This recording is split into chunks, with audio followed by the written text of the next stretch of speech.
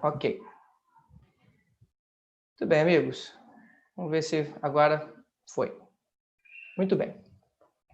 Eu gostaria que vocês pudessem acompanhar comigo a leitura do livro de Hebreus, capítulo 1, verso 1 a 4.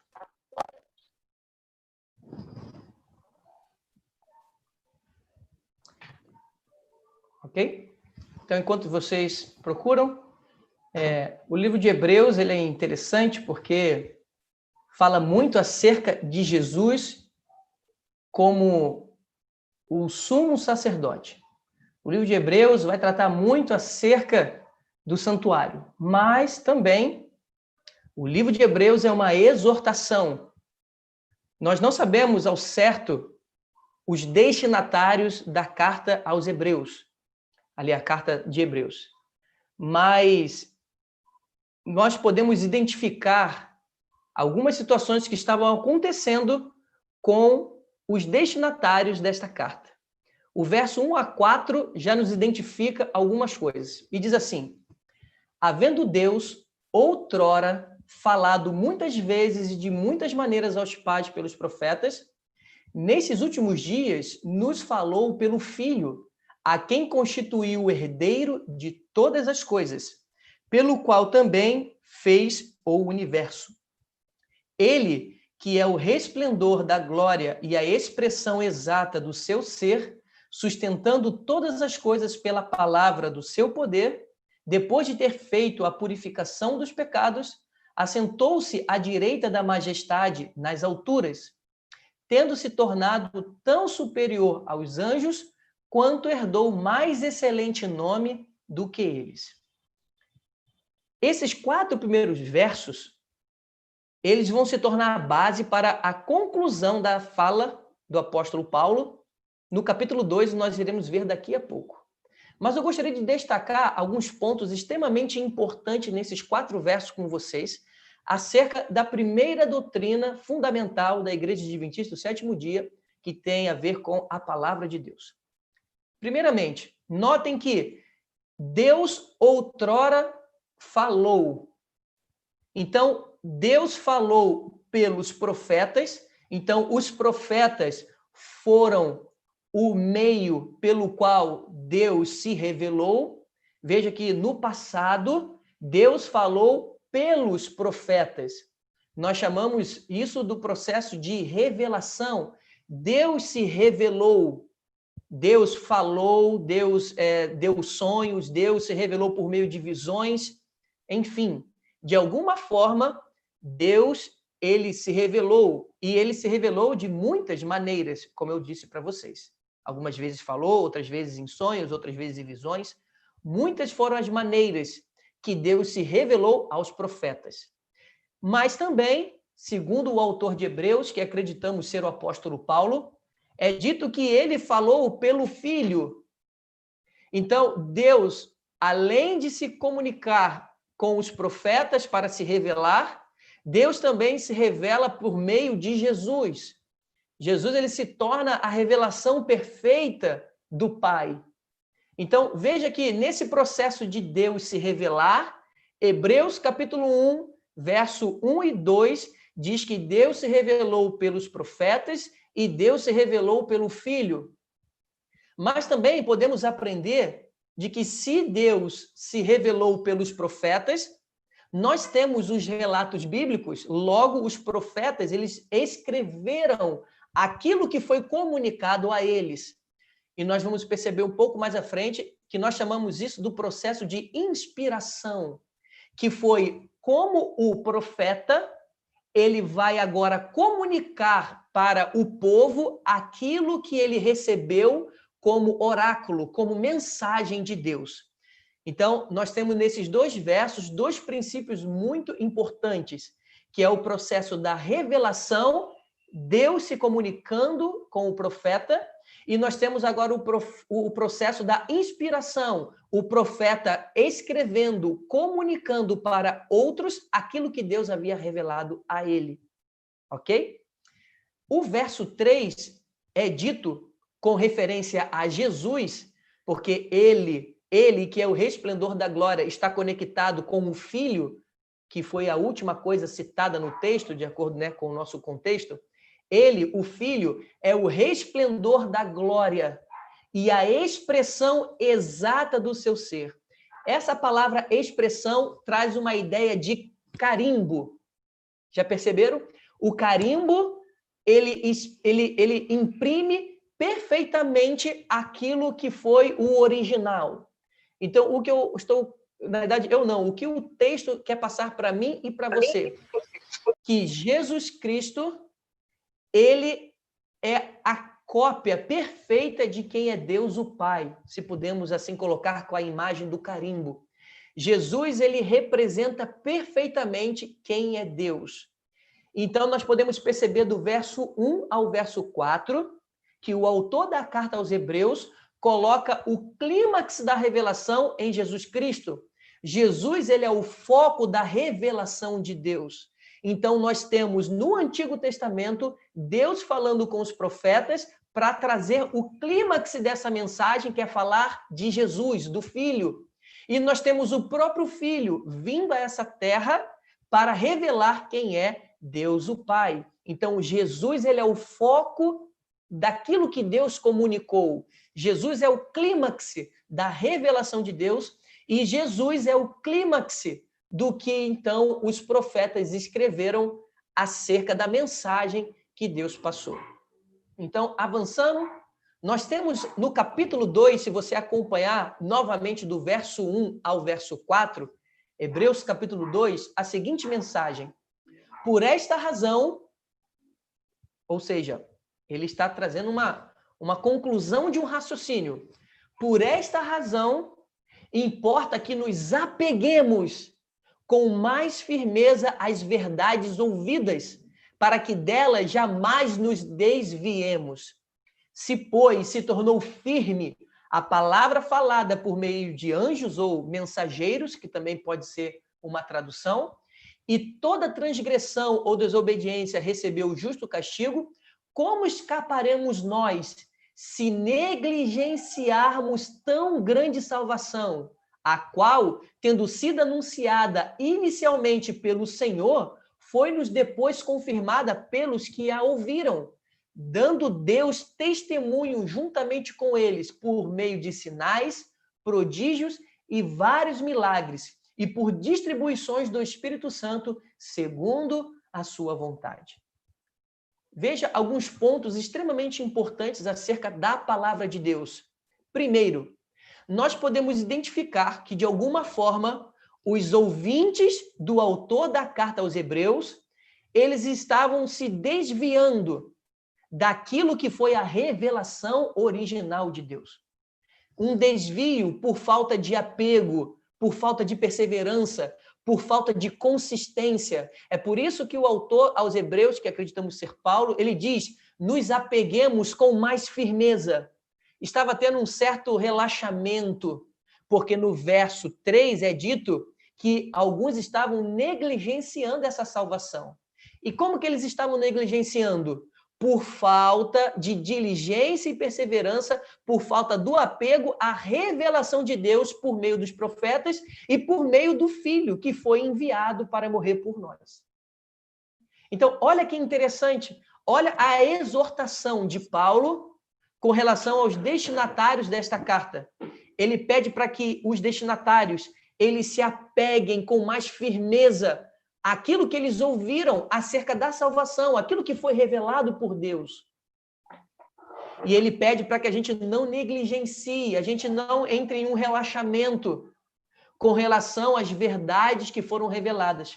Porque, caso contrário, eu e você, se sabemos da verdade, se sabemos da salvação em Cristo Jesus e nos relaxamos com relação a essa revelação, como nós escaparemos do dia do juízo, se sabemos que Cristo realizou tão grande salvação e nós estamos de forma desleixada, vivendo de forma desapegada, vivendo sem consistência, vivendo de uma forma relaxada diante dessa revelação que foi dada a mim e a você. Veja que esse era um dos problemas que estava acontecendo aos destinatários da carta aos Hebreus. E veja que enquanto Cristo estava aqui na terra, juntamente com os discípulos, Jesus realizou muitos sinais, muitos prodígios. Ele ressuscitou mortos, ele multiplicou pães e peixes, ele curou, ele ensinou. Enfim, Jesus fez muitos sinais que revelaram ele ser Deus. Nós temos na Bíblia esta revelação. Nós temos os escritos comprovando que Jesus realizou grande salvação, que o Deus se fez carne e habitou entre nós para nos salvar. E a pergunta que eu faço diante desta revelação: como eu e você estamos nos comportando diante de tão grande salvação revelada a nós?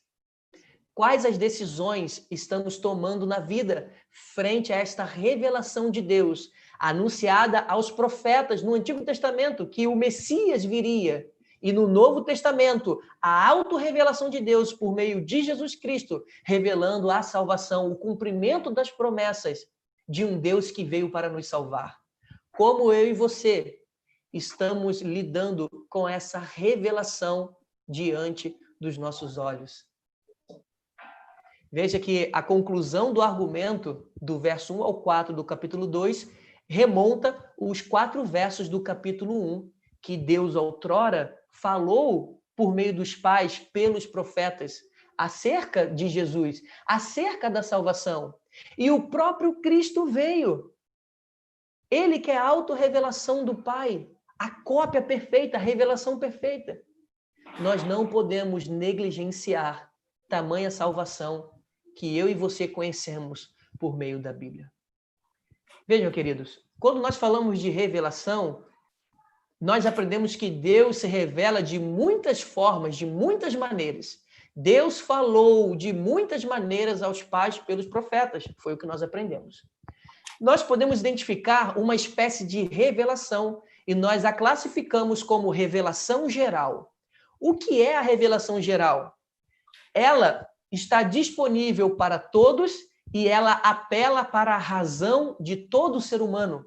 Os principais canais da revelação geral são a natureza, a história. Quando nós estudamos as profecias, as histórias confirmam os cumprimentos proféticos, confirmam a revelação de Deus pelos profetas acerca daquilo que estaria no futuro da época do profeta. E hoje, quando olhamos para trás, a gente percebe a história realmente relatando os cumprimentos da palavra de Deus. Então, a história é uma revelação geral, apela à nossa razão. O comportamento humano, às vezes um pai e uma mãe demonstrando aquele carinho para com o seu recém-nascido, isso faz a nossa mente viajar sobre essa relação de Deus para conosco, como um pai que deseja pegar o seu filho dependente no colo. E a consciência também com relação àquilo que é certo e errado. Eu coloquei essa passagem de Romanos, capítulo 1, verso 20, para nos falar acerca da revelação geral baseado na natureza. Olha o que Paulo diz: porque os atributos invisíveis de Deus, assim o seu eterno poder, como também a sua própria divindade, claramente se reconhece desde o princípio do mundo, sendo percebidos por meio das coisas que foram criadas. Tais homens são, por isso, indesculpáveis. Existe um salmo muito lindo que diz que os céus proclamam a glória de Deus e o firmamento anuncia as obras de sua mão. Então, veja que a natureza ela é uma revelação de Deus, mas, infelizmente, a natureza ela está limitada nos seus aspectos mais específicos com relação à salvação. Porque quando nós olhamos para a natureza, nós podemos ter a certeza que existe um Deus, mas por meio da natureza, nós não sabemos que Deus é esse, não sabemos sobre o plano da salvação, como seria a salvação realizada em nosso favor, nós não sabemos disso através da natureza, mas sabemos através da revelação especial. É uma outra classificação de como Deus se revelou. E a revelação especial nada mais, nada menos do que a Bíblia que nós temos Porque Deus falou com os profetas e os profetas escreveram a mensagem de Deus.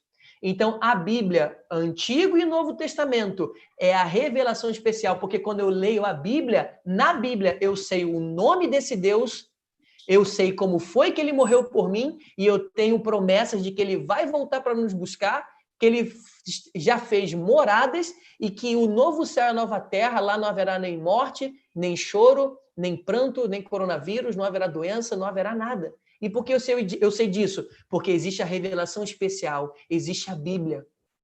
E a revelação perfeita foi Jesus Cristo. Jesus é a revelação perfeita de Deus o Pai. A Bíblia diz em João, no capítulo 1, que ninguém jamais viu a Deus, mas o Filho unigênito que está no seio do Pai, esse o revelou. João 1, verso 18. Jesus é a cópia perfeita. Jesus é a imagem perfeita, a revelação perfeita de Deus o Pai. Então, revelação geral, natureza, história, consciência e o comportamento humano. Revelação especial, Bíblia e Jesus são as revelações especiais que nos afunilam no conhecimento acerca de Deus e dos seus atributos e da sua obra de salvação em nosso favor. Avançando mais um pouco, saindo agora do processo de revelação, vamos àquele segundo passo que aprendemos em Hebreus, capítulo 2. Pelos profetas Deus se comunicou. Se foi pelos profetas, e eu e você temos a Bíblia, então os profetas, eles escreveram essa mensagem. Esse processo de inspiração é muito interessante. Veja, os profetas traduziram as revelações divinas em linguagem humana, com todas as limitações e imperfeições que esta se acha revestida. Mas ainda assim, aquele era o testemunho de Deus. Os homens, e não as palavras, foram inspirados. Isso aqui é muito importante. Deus não inspirou as palavras, porque se Deus tivesse inspirado as palavras, deveria existir um padrão de Gênesis a Apocalipse. Mas como Deus não inspirou as palavras, Deus inspirou a mente dos profetas, nós podemos perceber de que a Bíblia tem linguagens diversas. Você encontra poesias, você encontra textos perfeitamente redigidos. No caso do Novo Testamento, vou dar 2 exemplos para vocês. Lucas e Paulo são 2 eruditos. O grego é perfeito. Você não encontra erro gramatical, você não encontra erro de sintaxe. Se pudéssemos transferir, é um português perfeito, é um grego perfeito. Mas, em compensação, você tem discípulos que escreveram a Bíblia que não tinham uma cultura, eram pescadores.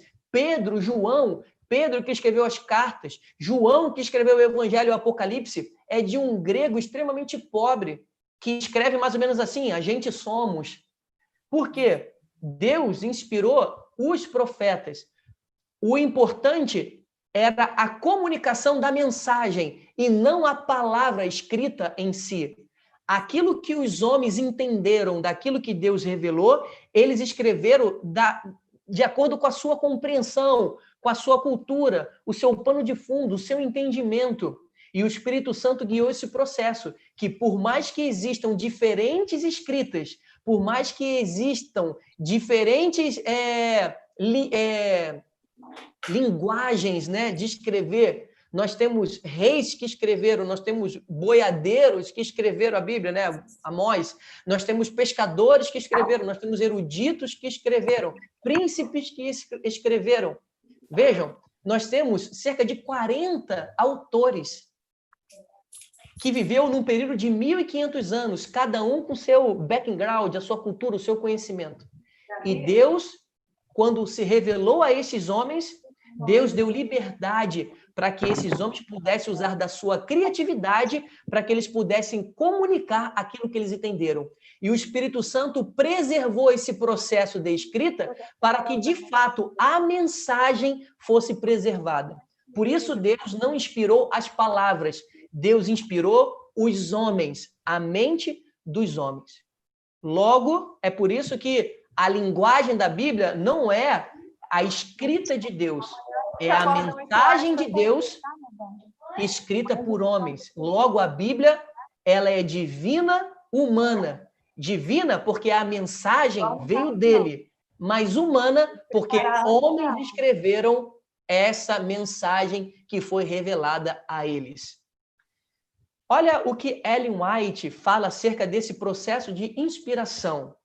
Isto significa que a Bíblia não é a maneira de pensar e exprimir-se de Deus. Os homens dirão muitas vezes que tal expressão não é própria de Deus, porque foram os homens que escreveram, é a expressão do homem. Ele, porém, não se pôs à prova na Bíblia em palavras, em lógica, em retórica.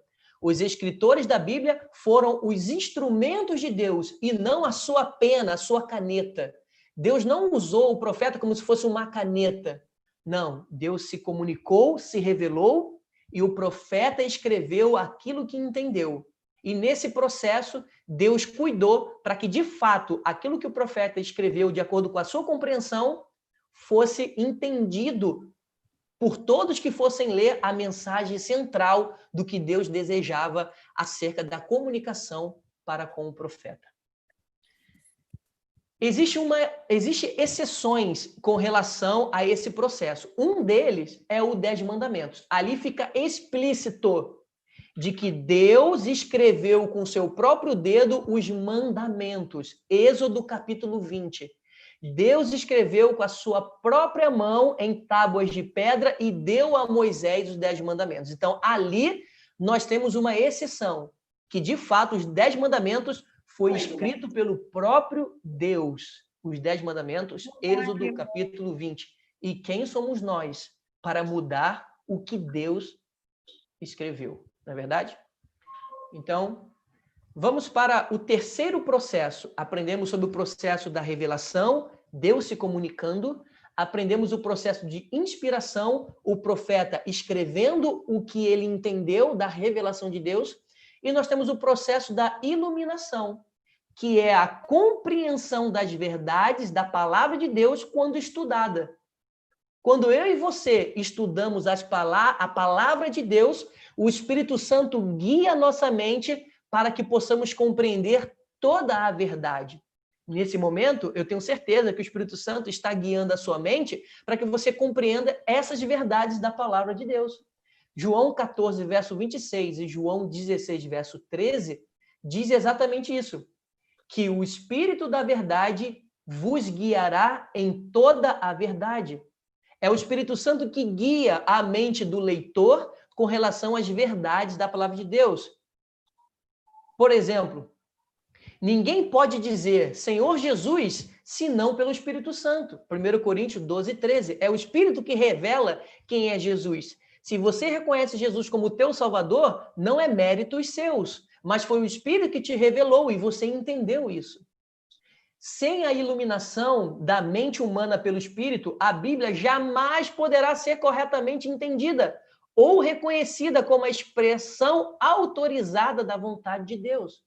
Queridos, somos pecadores, somos limitados. A parte ativa do conhecimento não somos nós. Não somos nós que temos a capacidade de conhecer a Deus. O que sabemos é porque Ele se revela a nós. Nós não podemos compreender Deus. Se sabemos algo de Deus, foi porque Ele se revelou, Ele se permitiu conhecer. E o Espírito Santo nos revelou essa verdade. Quando Pedro, em Mateus, capítulo 16, verso 16, disse, tu és o Cristo, porque Jesus perguntou, quem dizem os homens quem eu sou? E Pedro falou, tu és o Cristo, o Filho do Deus vivo. E Jesus falou, falaste bem, Pedro, mas quem te revelou foi o Espírito, não foi você. É o Espírito Santo que nos revela quem é Jesus Cristo. Sempre que nós estudamos a palavra de Deus, precisamos orar pedindo que o Espírito Santo ilumine a nossa mente para que possamos compreender as verdades reveladas por Ele. Veja que, quando nós falamos de autoridade, a Bíblia, ela é autoritativa, ela é a nossa regra de fé e prática, justamente por conta da origem da revelação. Os profetas escreveram aquilo que veio de Deus.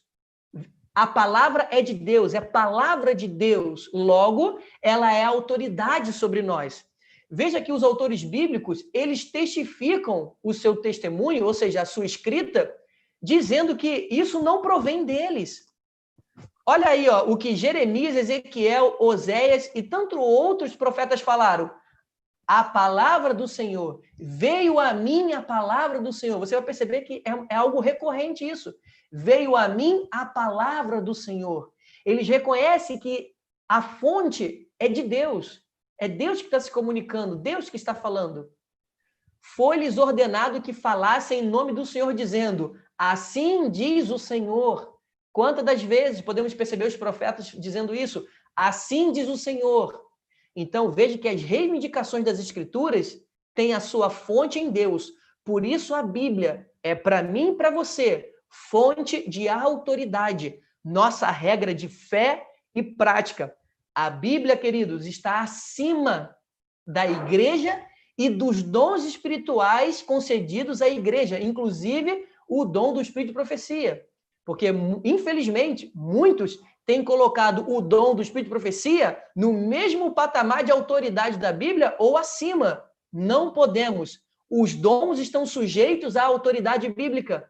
A Bíblia é a única regra de fé e prática.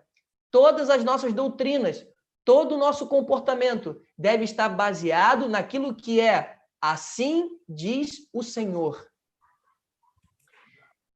Por conta de Deus ser o comunicador, por mais que houveram pessoas diferentes, mas a fonte é Deus, logo existe uma unidade, tanto no Antigo quanto no Novo Testamento, porque Deus é aquele que comunicou. E o que é o fio de ouro que costura a Bíblia de Gênesis a Apocalipse? Jesus Cristo. É o clímax da revelação, como nós aprendemos em Hebreus, capítulo 1, do verso 1 ao 4.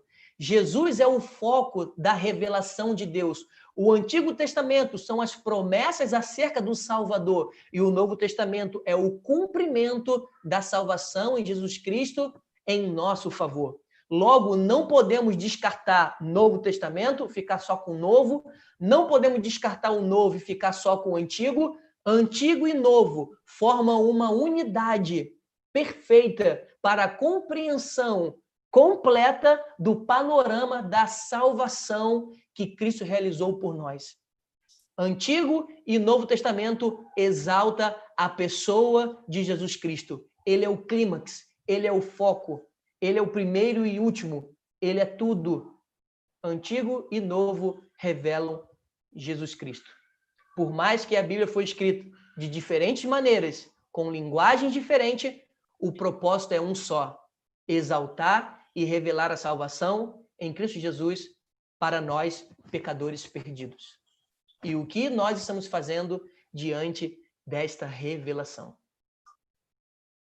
Que decisão eu e você estamos tomando diante das verdades de Deus que estão sendo apresentadas a você agora?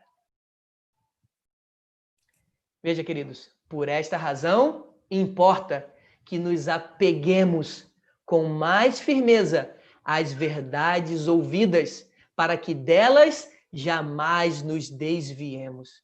Se negligenciarmos tão grande salvação, como que nós vamos escapar do dia do juízo? A qual tem sido anunciada inicialmente pelo Senhor, por meio dos profetas, e agora por Jesus. Temos a Bíblia. Foi-nos depois confirmada pelos que ouviram e escreveram. Diante de nós, queridos, a palavra de Deus abre a cortina do sobrenatural. A Bíblia, que é a revelação especial, grita para mim e para você que Deus te ama, quer te salvar, que já realizou a obra de salvação na cruz, que hoje está intercedendo por nós e aguardando a nossa decisão. O Espírito Santo está presente conosco, trabalhando em nossa mente para compreendermos as verdades da palavra de Deus, para que Cristo seja exaltado na minha e na sua vida.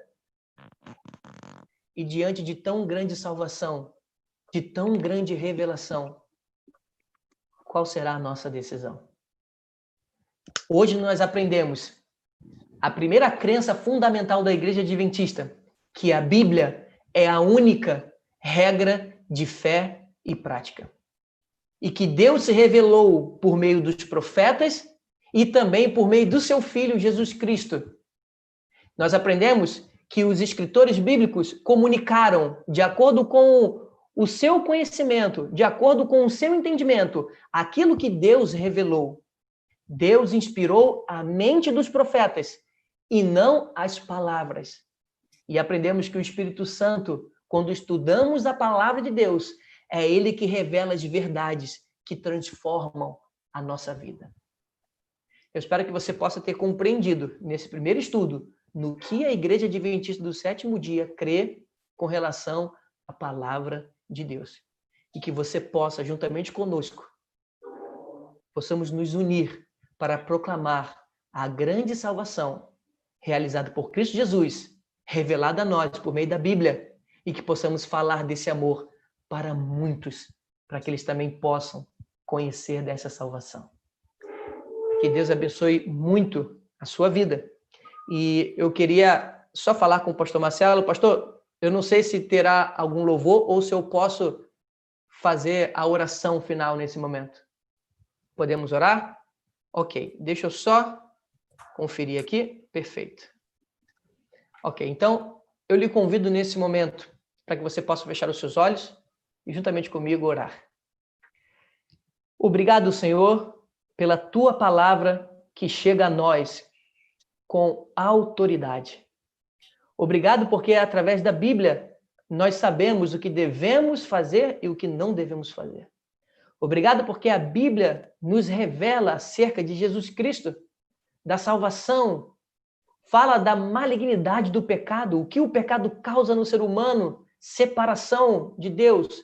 E obrigado porque a tua palavra também nos revela que Cristo é a ponte sobre o abismo que nos conecta agora a Deus para as mansões celestiais.